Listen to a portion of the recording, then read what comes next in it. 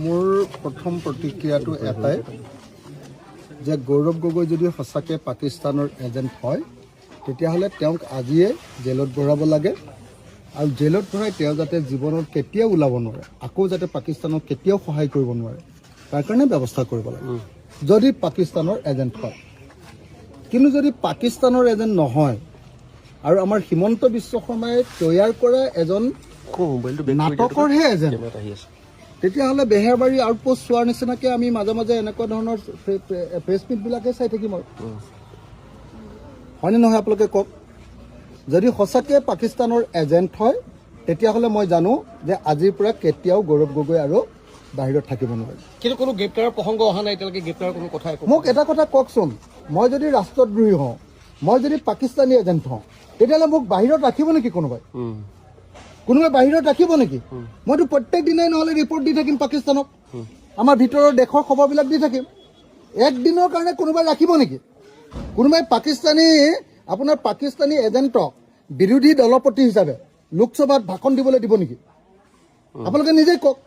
তেতিয়াহ'লে মইতো ভাবোঁ যে যদি গৌৰৱ গগৈ পাকিস্তানী এজেণ্ট হয় তেতিয়াহ'লে 1 নম্বৰ কথা আজিয়ে গ্ৰেপ্তাৰ কৰিব লাগিব, 2 নম্বৰ কথা তেওঁ সাংসদ পদ কেঞ্চেল হ'ব লাগিব, তেওঁ কংগ্ৰেছ দলৰ বিৰোধী উপদলপতি হিচাপে যিটো পদত আছে সেই পদৰ পৰা চৰকাৰে খেদাৰ ব্যৱস্থা কৰিব লাগিব আৰু তেওঁক চিৰজীৱনৰ কাৰণে এনেকুৱাকৈ জেলত দিব লাগিব বা ফাঁচি দিব লাগিব যাতে কোনো দিন অসমৰ কোনো মানুহ, ভাৰতৰ কোনো মানুহে যাতে কেতিয়াও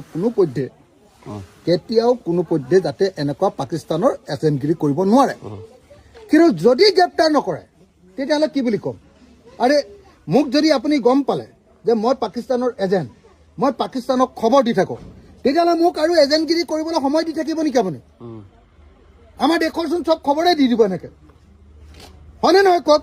সেইকাৰণে মই কৈছোঁ যে হিমন্ত বিশ্ব শৰ্মাৰ বেহাৰবাৰী আউটপোষ্ট এই থিয়েটাৰখন, এই চিনেমাখন চাই আমনি লাগিছে।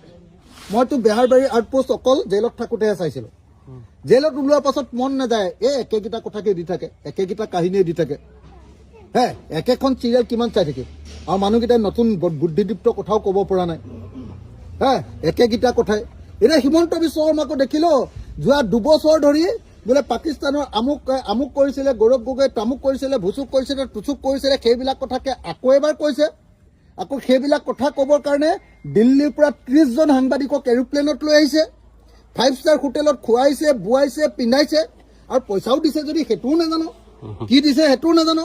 আৰু কালি পীযুষ হাজৰিকাই গোটেইবিলাক অসমৰ টিভিৰ মালিকবিলাকলৈ ফোন কৰিছে, আজি চবতে লাইভ দিব লাগিব বোলে। আৰু শুনিছোঁ বোলে পইচাৰ টোপোলা এটাও ভূঞা বুলি ল'ৰা এটাৰ হাতত দি পঠিয়াইছে। এইবিলাক কৰি আছে। যদি পাকিস্তানৰ এজেণ্ট হয় তেতিয়াহ'লে গৌৰৱ গগৈক আজিয়ে ধৰিব লাগে, গ্ৰেপ্তাৰ কৰিব লাগে, জেলৰ পৰা ওলাব নোৱাৰা কৰিব লাগে আৰু যদি হয় তেতিয়াহ'লে বেলেগ একো নহ'লেও ৰাজপথত দি দিব লাগে, আমি তেওঁক ফাঁচি দি দিম। হয়নে নহয়? লাইট পোষ্টত আমি ফাঁচি দি দিম। আৰু হিমন্ত বিশ্ব শৰ্মাই, মই এটা কথা মানে এইবিলাক কথা ভাল নালাগে, এনেকুৱা ৰাজনীতিবিলাক ভাল নালাগে। যদি পাকিস্তানৰ এজেণ্ট হয় তেওঁক গ্ৰেপ্তাৰ কৰক, আজিয়ে গ্ৰেপ্তাৰ কৰক।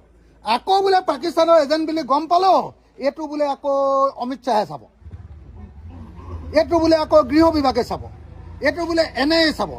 আৰে ভাই, NIA চোৱাৰ আগতচোন গোটেই পাকিস্তান যোৱা 2 বছৰ ধৰি আকৌ বিধানসভাৰ পৰা সংসদলৈও গৈছে, ভাষণো দিছে। সংসদৰ আকৌ গৃহ বিভাগৰ কমিটিটো আছে, আৰু তাৰপিছত কৈছে যে গৌৰৱ গগৈ পাকিস্তানৰ এজেণ্ট। আৰে পাকিস্তানৰ এজেণ্ট এজনক গৃহ বিভাগৰ কি কমিটি, সংসদ কমিটিত সোমোৱাই থৈছে। বিৰোধী দলৰ উপদলপতি পাতি থৈছে, সংসদৰ সাংসদ পাতি থৈছে।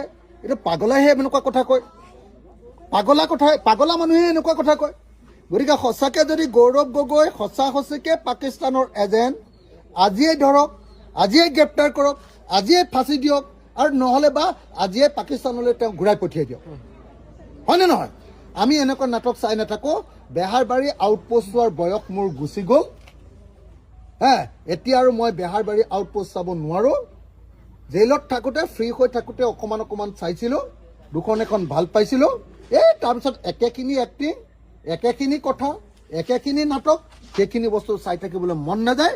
হিমন্ত বিশ্ব শৰ্মাৰ এই নাটক বন্ধ কৰক, আৰু যদি বন্ধ নকৰি এনেই ডিষ্টাৰ্ব কৰি থাকে তেতিয়াহ'লে হিমন্ত বিশ্ব শৰ্মাহে পাকিস্তানৰ পৰা কিবা লেনা দেনা কৰিছে নেকি সন্দেহ কৰিব লাগে কাৰণ হিমন্ত বিশ্ব শৰ্মা আগতে এনেকুৱা গণ্ডগোল কৰাৰ অভ্যাস আছিলে